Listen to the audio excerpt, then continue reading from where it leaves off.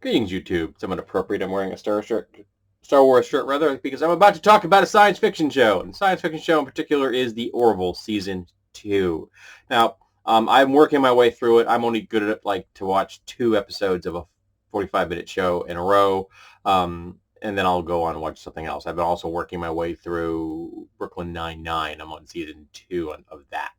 And so I've got through 6 episodes of the second season of The Orville, and I'm thoroughly enjoying it. And as more than one person has said, some darn fine Star Trek episodes. Seth MacFarlane has done an excellent job. I'm really enjoying it. But one of the things that still bugs me is the heavy world race whose name escapes me at the moment. And so far we've had 2 main characters from this, both of them somewhat slightly built women.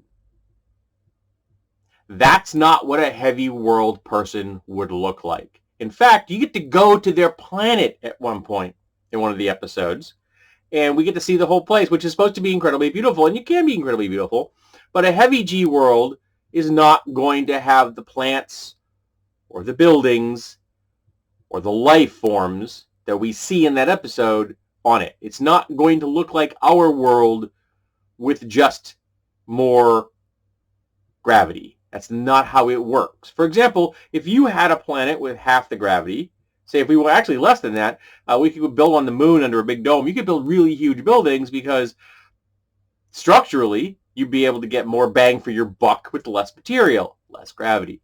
On the opposite end of the scale, in a heavy G world, you have to build very, very strongly because the gravity will affect the structural integrity of the building far more because it's a heavy G world. Now, they show one of the guys, the pilot dude, takes an empty metal bottle and throws it outside the ship, which apparently is protected by some gravity field.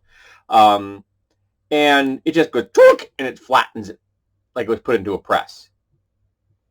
That's a lot of gravity. That's like they're equating gravity with pressure. And gravity and pressure are not the same thing. That's like what happens if you put that bottle in the bottom of the Mariana Trench. That's what happens to the bottle. It goes, it gets crushed. Styrofoam cups they end up being about this big because it gets squeezed down. But pressure is not the same as gravity. And they seem to be equating the two, which is weird.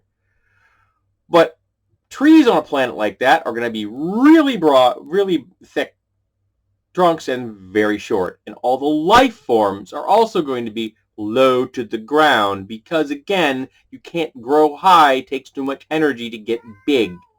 I would even argue that bipeds might not be the norm. I know that there is a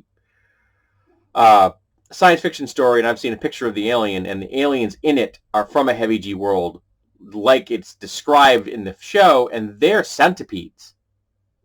They're like this high off the ground with, 3 dozen legs to help distribute their weight because it's so difficult for life forms to evolve to be much taller because it just isn't worth it from an evolutionary standpoint to invest, food resources, and biological resources into becoming big. What's the advantage? There isn't one.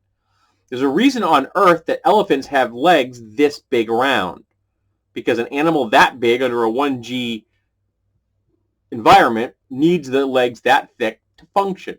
By that same reasoning, if you were to triple the gravity here, you would need legs that thick for a creature a third as big for the same reason.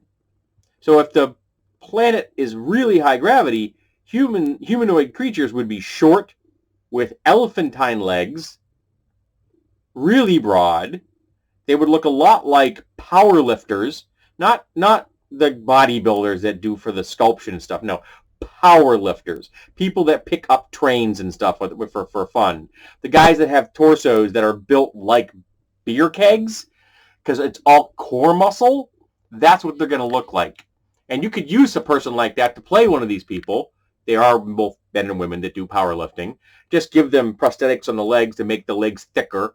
So they're going to look a lot more like Morn or the other alien, Borat. He's going to, but a shorter, kind of a wider version of him. That's what a heavy G character is going to look like, somewhat realistically. The first heavy G character I ever encountered was Charlie 27, one of the original members of the 1969 party of Guardians of the Galaxy. So the first Guardians of the Galaxy characters that were ever introduced, Charlie 27 was a Jovan, and he was, is it Jovan or Jovian? It's Jovin. Jovian? I can't remember how you would pronounce that properly. I don't know if Jovan or Jovian would be better. Probably I like Jovan myself. And he was like 5 foot tall and almost 4 feet wide and like 3 feet thick, and just he was hugely massive. He had like 11 times the muscle density of a normal human, things like that. He was genetically engineered to survive in an incredibly powerful gravity field. And in the Orville episode, she actually goes home because they can't simulate the gravity field on the Orville properly, but they have a field that'll protect them from gravity. So couldn't you just have her quarters be whatever gravity you darn well wanted, so she could be in her quarters under that gravity effect, so she could get the gravity reinforcement that she needs to stay healthy, because she was suffering from low gravity disease, which is a real thing. If you go into orbit for too long, your body does not handle that well, and coming back to Earth is hard. So yeah, if they have a gravity something that protects you from gravity, you should be able to have something that enhances gravity. Sorry, loopholes that bug me. If you can do one thing, you should be able to figure out how to apply that same thing in another direction. You know what I mean? Like magnetism and electricity, they're electromagnet for a reason. They both work in both directions. I think this should too. But yeah, it bugs me that they just want these people to look like people but be superhumans. You couldn't have someone built like a ballerina and have the strength of one of these heavy G people. It just doesn't work that way. But I understand why they did it. It saves lots on stuff. It's like all of the aliens they encounter in the Orville look just like humans, which I hope they actually explain that someday, why humans are everywhere. Not just kind of humans, but exactly humans. They're everywhere. And that makes very little sense. Again, but it saves on the budget, and you don't have to come up with new CGI designs, which are expensive. The only really CGI character in this show, full blown, we see most of the time is the Blob, or there was a big technician guy who comes from a race that known for creating pornography. It's a weird episode. But I want my heavy G people to look like heavy G people. I don't want them to look like ballerinas that can lift up Buicks. It bugs me. That fits fine in a superhero franchise. You know, I mean, I got no problem with, any of the superheroes that can do that kind of thing. That's fine. Go for it, man. Miss Marvel, things like that. Awesome. But in this, it's supposed to be somewhat more realistic. Yeah, I want my heavy G characters to look like they came from a planet where all the creatures are elephantine in structure. Or better yet, not quadrupeds or bipeds. Make them hexapeds. That's a much more sensible. So you got 4 legs, and then you get more centipede thing, but a real short, squat centipede thing. So it looks like a dwarven centipede. That would be a much cooler thing, and I think it would be awesome to have dwarven centipedes. Dwarven centaurs on your ship would be so damn cool. Sorry, I'm ranting now. I love Star Trek. I love Orville. I love science fiction in general. I like speculative biology. It fascinates me. And it bugs me when they cheapen things out, when they have an opportunity to do something cool and they don't, just because it makes it less expensive.